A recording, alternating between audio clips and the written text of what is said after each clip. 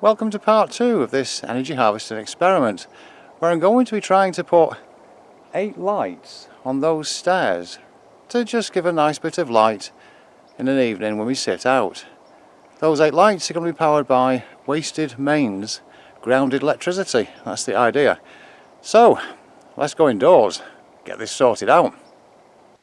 Back indoors, we left off the last video with all the rest of these solar lights having had all their solar bits taken out and ready for the LEDs to go in. So there is one of the LEDs now in, and this circuit, this is actually now complete with its 4 connector on the back. So the first thing is to show you how I've done this one, which will be the driver circuit. So just one driver circuit, which then will output to all the rest. They'll be in parallel. So all I've done is I've just put this circuit inside. They've got the 2 wires on the left will come from the connections to, well, the ground and the piece of metal, and then this one, as well as lighting that LED, parallel out to those 2 connections there, which will then connect up to the rest of these. And the thing is, what I've decided is that this one, its connector should be proud of the edging, and all the rest will be the same as this one, where they're flush to the edging. And that makes it easier as well to spot, you know, if anything does go wrong or needs upgrading or changing, then it'll be this one, because this one will have the proud connector. And how they're going to be connected is by this type on this end, connecting together with wiring to this type. So what I'll be doing is taking 4 each time off this, well actually 2, and then the wiring will go to each one. 2 others will be coming in from the last one. It'll make sense when I wire it up. Now, one thing that needs sorting out is the distance of wiring between each one. We are missing a top step at the moment, as of course we're missing the supports for the underneath.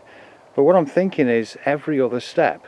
So yeah, 1, 3, 5 and 7, and then hopefully if this all works out, I could possibly add another couple of them for the very top step when that goes on, when we've actually fitted that. So that's the idea. So I've got a measurement now of what wire I'll need between each one, and yeah, carry on. But the next thing to do is to put the rest of these LEDs into each of these housings. That's all those done. So next to fit all of these connectors. But you know, before I get started on 2 hours worth probably of cutting and gluing and such, I better check this one actually works out alright, haven't I? I've made one of those 2-pin connectors to go in there, a little bit of wire. We'll take this main sending one, the powering one, outside and just try it.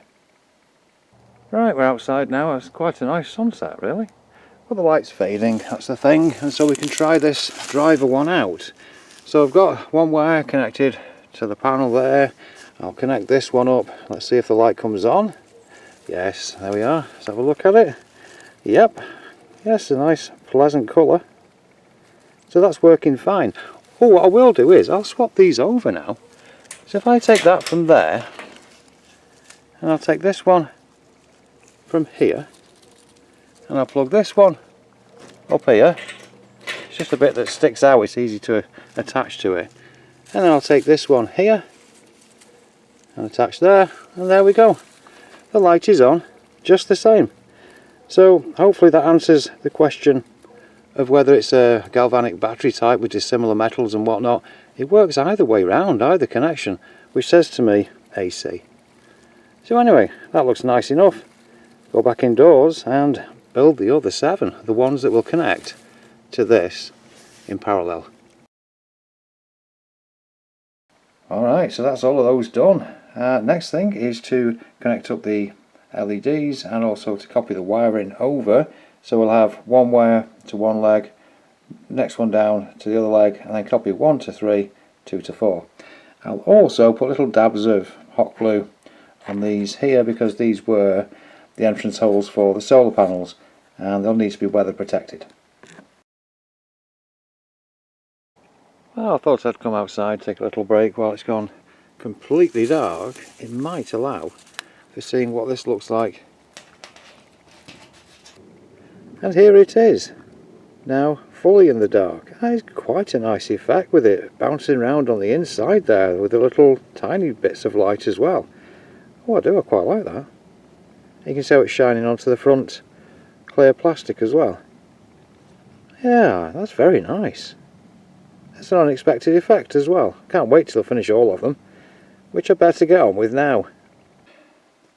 Well, that marathon's nearly done now. I've just put the glue over the holes in the middle there. This is the last one. Put the back of the case on, and then, well, maybe a bit of testing, but then I'll be able to get on to making the wires that will connect up each one to the next. Here is 39 inches or 1 metre of wire. I have twisted it round, but I don't know if that's going to affect anything. I guess we'll find out whether these straight wires or they can be twisted. Anyway, thing is, I'll be putting these connectors on each end, and I'll make 7 of these. Well, finally, there they are, all 8 lights, finished up, ready to go. I've just been having a think. That one last night was really quite nice and bright, but I expect the energy is going to have to be shared, so they will be, I expect, lower. And we only want marker lights anyway, so as long as all 8 turn on, I don't mind. But yeah, I was just thinking about that. What do you think? Anyway, the last thing to do is to sort out some wiring. Now, I did want to use this stuff here, but it does of course connect to the ground, as does the metal sheet above. That connects to those. So it looks like I'm going to have to use those metal sheets, which is a bit of a shame. But I have found this old mains cord, which is about 15 feet, and I think that should do it. And in fact, it might well do it. We're right next to the stairs, and down it goes over there.